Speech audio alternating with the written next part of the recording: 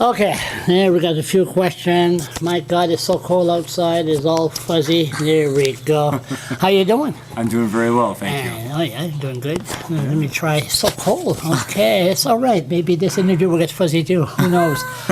Okay, so the premiere, thank you very much. Oh, it's my pleasure to be here. It's good. We haven't done this for over, what, a year and a half? Oh, I don't think it's been that long. It hasn't been that long. I hope not, but all right. No. I go after the ministers, just hunt them down one by one. I'm sure you do. Oh, yes, I do. I do pretty well, too. Okay, so what's your status now? You still single? No, I have a girlfriend. Oh, That's you have right. a One of the last girlfriend? times we talked, you would have asked me that. Now it's coming out. Yeah, it's coming out now. All foggy. Yeah, no, I have a wonderful girlfriend. She's real supportive and really nice. And yeah, it's going very well. Going very well. Yeah. Okay, where's she from? She actually grew up in Fredericton. Huh? And then when she was a bit older, she went to high school in Shediac. So really? Yeah, oh, that's good. And okay, and you still you don't dye your hair yet?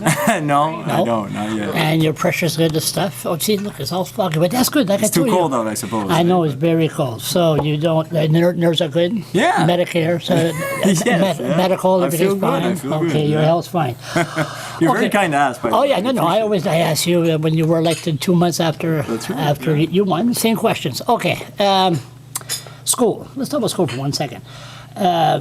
Is it time that we always hear the school system, we always hear the Francophone school district, the Anglophone school district? Isn't it time to change it into a name that everybody feels welcome? Like, like the old days used to be District 12, District 13, District 15. You find that more welcoming to have a number?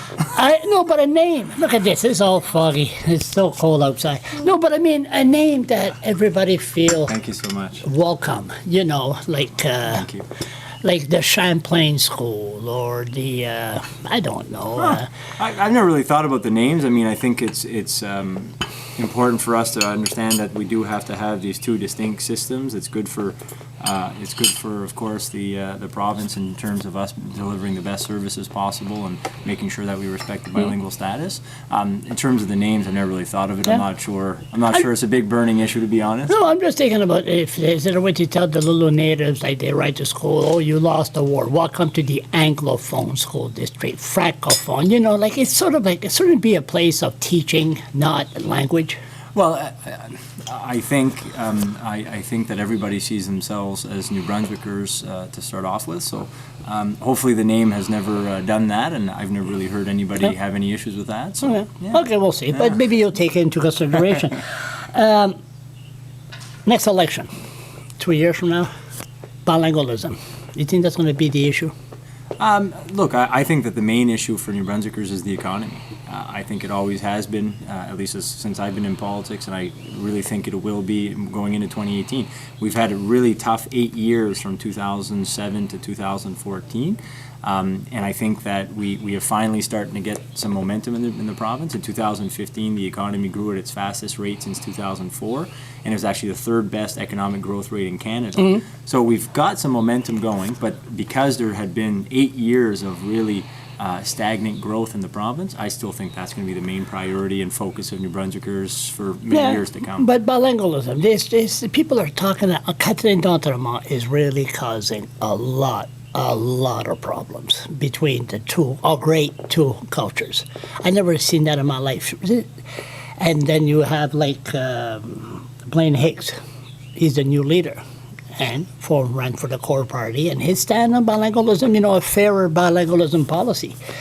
But do you think that it will come to the issue of bilingualism, that we're going to return to the old days of the Acadians and the English?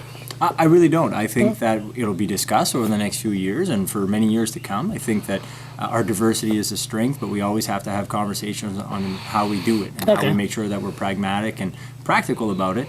But with that said, I really think when I go around the province, it's the economy. It's jobs that people are focused on. Were you like Hillary Clinton when Donald Trump won? Were you happy when Blaine Higgs won? Did you say yes? Oh, look, at the end of the day, my job is to do the best I possibly can to advance the province as Premier. When 2018 comes, there's an election, and I'll do the best I can. You want a surprise? Gain the confidence of the province and New Brunswickers. But during the next few years, we're focused on trying to get the province on the right track. And you're a political political junkie. Who did you thought was going I to win? unfortunately don't have time to be a political junkie. No, but I who have did you to- thought? Who did you think was going to win? Honestly, I didn't The really prediction? I didn't follow it very closely, and with 7 people running, Yeah. anything can happen, and I think we all recognize that. So really, we were ready to be surprised, if you will. So because there was really no clear front runner, and with It 7 wasn't like people, you anything and can- Mike Murphy. It was Yeah, just when it's 2, 3 people, I mean, it becomes pretty cut and dry of who you think will win. When it's 7, I mean, there's the dynamics of the room, there's dynamics of past friendships, personalities, and a bunch of other things that go You into think account. this election will be the votes going to split? You got the People Alliance, you got the Conservative, you got the Green Party, you got the NDP. That's going to be quite a mess. Well, no, I think we've always had those parties, and I think it's relatively good. I mean, theoretically speaking, to have many parties that have different points of view. They add to the debate. So, no, that's been the case in this province for quite some time, and I don't see any changes going into 2018. I think we'll have the same type of election, even if there are 4 or 5 parties that are running. Justice system. Do you think we got problems with our justice system? Do you think we have lack of money in our justice system? Well, I think we have challenges for sure. I mean, we want to make sure that you can have the best access possible to justice. It's important for people to get whatever they need to have happen through the system as early as possible. So we recognize that, but we also have a lot of other pressures that we're trying to ensure that we address that we think are the priorities in New Brunswickers. I mean, our main focus is making sure healthcare is going to be sustainable and improved, and of course making sure that we have the best education system possible. So for us, those are the services that we're mostly focused on trying to improve, all the while trying to make sure that we still have good justice systems and other Yeah, but see, healthcare and education, that's where people vote. Justice system, the mentality, well, don't break the law, then there won't be any problems. But you had this issue of summary charge that you don't have the right to a lawyer, legally don't have enough money.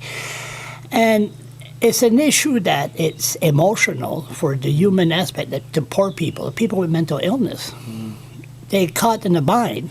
And, shouldn't the issue be studied a little bit more? Well, I think you're right to say that justice would have an impact on many people's lives, different demographics, different types of people with different situations. I think you're absolutely right. I mean, you can have some family disputes that go through our justice system as well, and it's important that they be done in a timely and efficient manner as well. So, yeah, of course, I mean, that's something that we always want to make sure that we're focused on in terms of the minister ensuring that we're going to have good, timely, and efficient justice. What's more important? What's more important, a new courthouse or a new provincial jail here in Fredericton?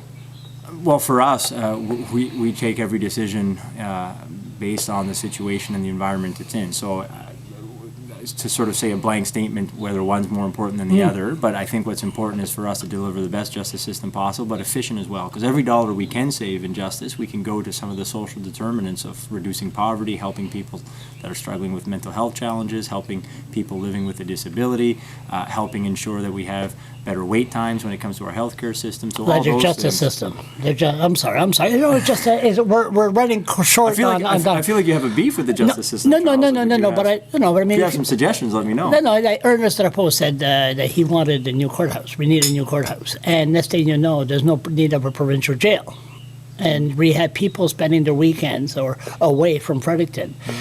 And they got to go to Miramichi or St. John, not here. And especially when you have, it's a lot, the poor people are connected to their families here. And I'm wondering what's more important, a provincial jail or a new courthouse? I think you make some good points, but again, we take Yeah, every no. decision based on the data and the facts. I mean, I don't have them in front of me, so I can't really attest to the Maybe you'll situations talk to you're me before describing. you. Maybe Yeah, you'll talk to yeah, me maybe, before you yeah, reach you could the be the decision. deputy minister or something. Deputy minister. No, I like my job better. Welfare rate, is that going to go up? Somebody asked me that.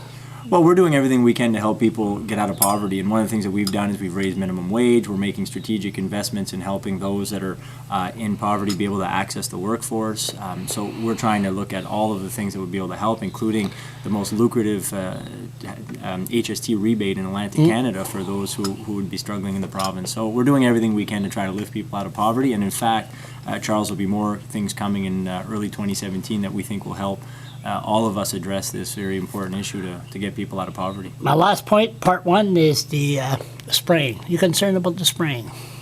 So I'm assuming you're talking about glyphosate. Yeah. Look, we have to make decisions based on evidence, and Health Canada has said to proceed. And at the end of the day, we have to understand that things like this, they have an impact, sure, on many things, and we have to consider all of that. But we have to go with the evidence that's before us. So, What the evidence is that now? well, again, Health Canada has said that to move forward. So for us, it's the policy that we'll follow. And if there are changes, then we'll certainly look at it.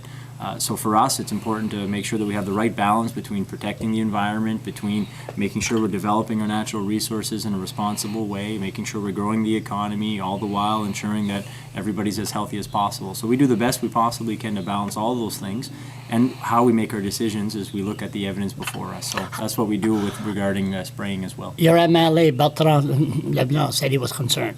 He was concerned about the spraying.